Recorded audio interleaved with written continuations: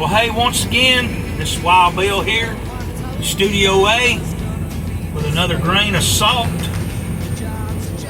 continuing to talk about free will as it pertains to the elect. His chosen ones from before the foundation of the world. The elect. The predestined ones.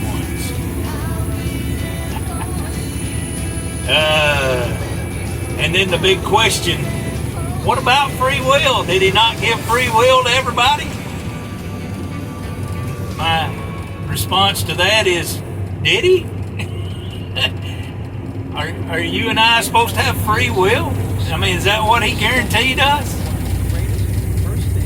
That's what we're talking about. And in our last video, I made a statement. John 15, verse number 14 is a strange verse, isn't it? He said, you are my friends if you do what I tell you to do. Friends. And he said, in verse 15, he says, no longer do I call you slaves.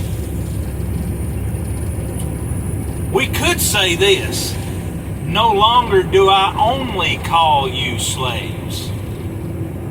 The reason that I would put that in there, that's just my thinking and, thinking things ahead, is because you go on and read the rest of the New Testament, and the word for slave appears a whole bunch as it applies to the followers of the Messiah. And so we know that he continued to call them slaves all the way up to Revelation chapter number 22. If you're a follower of the Messiah, you're going to be called a slave forever, a slave of his. But let's continue. No longer do I call you slaves, he said, for the slave does not know what the master is doing, but I have called you friends. Now, you might think it's strange, but in reality, all the way back in the Old Testament times, there was rules and so on and so forth, and relational issues as it had to do with a master and his slave. And there were some times that these slaves and their master were friends, and they loved each other. As a matter of fact, over there in Exodus, I believe 31, and then somewhere in Deuteronomy 15, 16, somewhere around in there, it gives examples of what happens when a slave during the Jubilee time, or every 7 years, the year of release, if they didn't want to go free, they loved their master and they loved their family. It says, and they loved their wife and their children, the slave. He says, I'm not going anywhere. I'm going to go to my master and tell him that I want to stay with him. This happened, that a slave and their master were friends, not only friends, but they had love for one another because the master was so good to the slave. And so they had a ritual that they would do, or not a ritual, but I guess it would be.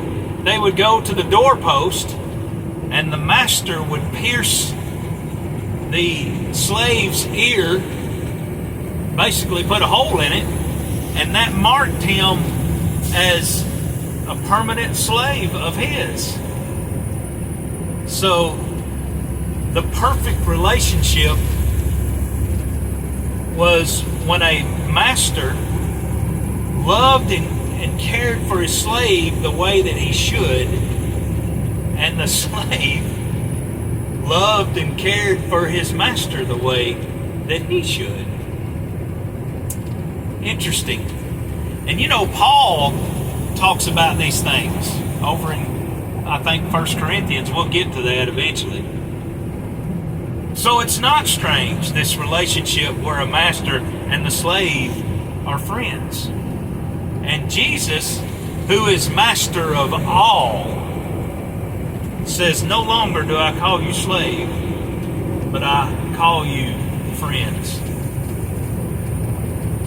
Very interesting. So we're talking about the relationship between a master and his slave. In particular, our master and us as followers of him, and how we relate to one another. And free will. And so being a slave of Christ may be the best way to define a Christian.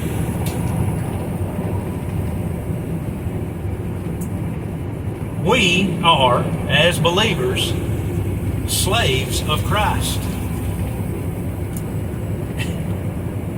But you would never suspect that from the language of modern Christianity, contemporary Christianity. It'd be anything but slave language. I mean, what is spoken of in the relationship between God and the quote-unquote believer is not slave talk at all. It's more along the lines of freedom and liberation and health and wealth, prosperity, finding your own purpose, finding your fulfillment and fulfilling your dream.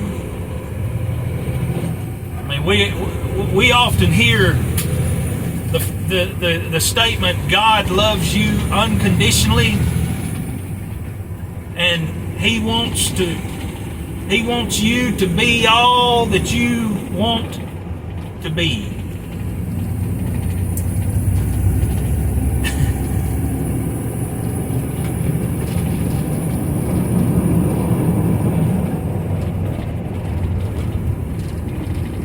Take every bit of that with a grain of salt, and remember the widows, the orphans, and the poor.